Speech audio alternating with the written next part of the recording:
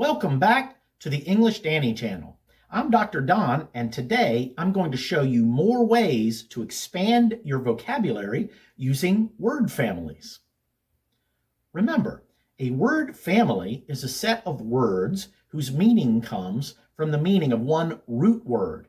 For example, if you know the meaning of help, you can figure out the meaning of words like helper, helpless, helpful, and unhelpful. Today, we're going to look at 3 more common root words. The theme for today's root word is the mind. In today's lesson, you will learn 3 common roots for talking about the mind, the brain, the thinking organ in our heads. And the first root is ment, which means mind or thought.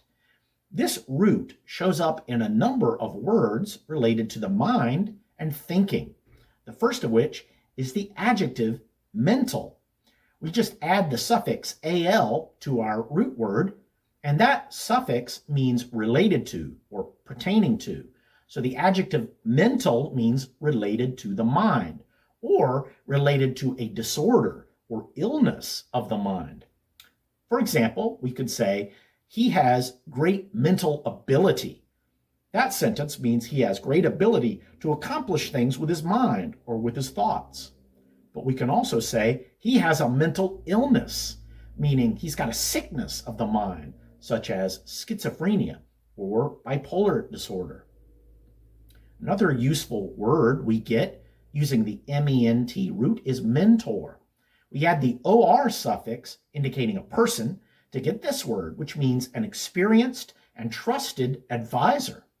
Our company encourages older employees to act as mentors for our new hires. Mentor can also be a verb, meaning to act as a mentor for someone. He mentored me through the training sessions. If we add the suffix ation, meaning an action, to our root, we get mentation, which is a noun meaning mental activity or high-level thinking. This is a technical word used in more advanced English vocabulary settings, such as psychology. The word mental can be modified a little more with the ity suffix, which turns it into a noun, mentality. Mental means related to the mind, so a mentality is a way of thinking or the ability to learn or think. The word mentality is sometimes used to mean a way of thinking which is characteristic of a person or a group. That's a very negative mentality. That's a way of telling someone that their way of thinking is very negative. It just assumes the worst. Another example sentence, he's got the right mentality to succeed here, meaning he has the right way of thinking or the ability to think to succeed. Our second root word is psyche, which is another root which comes from the Greek language, and it means mind or soul. A very common word built on this root is psychology, which I used earlier. We add the ology suffix, meaning study of, to get psychology, study of the mind. Psychology is a social science which deals with the mind and mental operations, as well as mental disorders.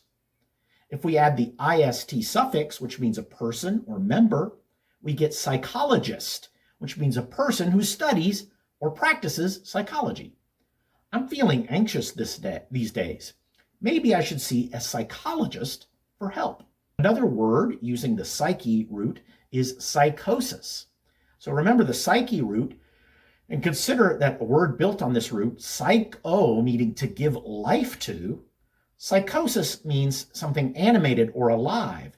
But here we have the idea of ideas or thoughts that become so animated that they seem to be real.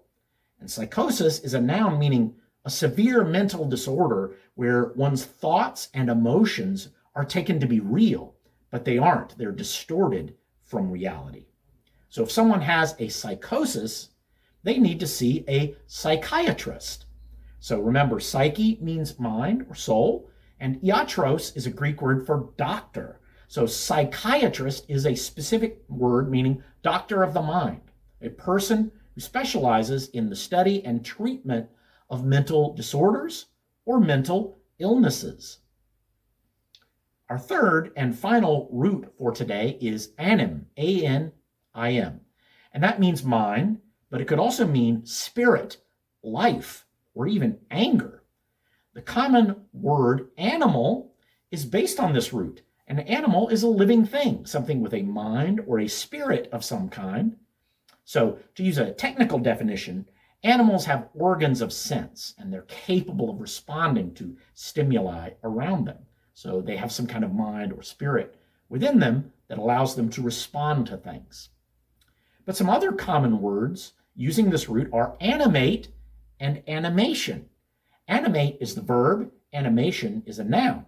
Animate means to bring to life or to give something the appearance of movement. And animation is a noun meaning the state of being full of life or vigor. For example, he's full of animation.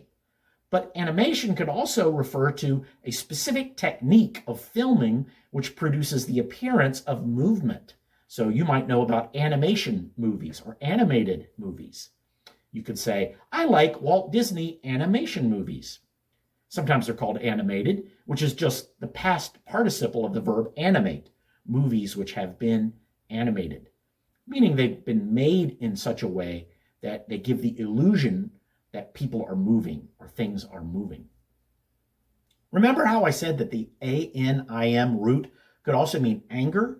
Well, we have two common words which make use of this meaning of the root. One is animus, which is a sense of hostility or ill will. Those two men show a strong animus towards one another. That means they really don't like each other. Animus can also have a neutral meaning, closer to the meaning of spirit. He has a powerful animus for reform, and that means a powerful motivating force to reform. So in this case, animus is more neutral in its sense. But another word using the A-N-I-M root, which has a feeling of anger, is animosity. Animosity is a strong hostility or feeling of anger. I feel nothing but animosity towards the other team. That means I'm very hostile towards the other team. I want to beat them. I want to win whatever the game is.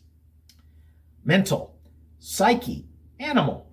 These three words offer three different ways to talk about or think about the mind in English. As a bonus, let's look at that word mind that I've been using. M-I-N-D. That's a word of Germanic origin, and it originally means memory or thought.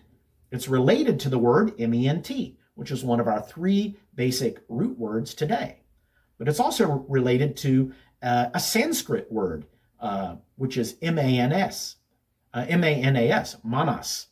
Now that's a lot to keep in mind. I hope you can remember it, and I'll see you in the next video.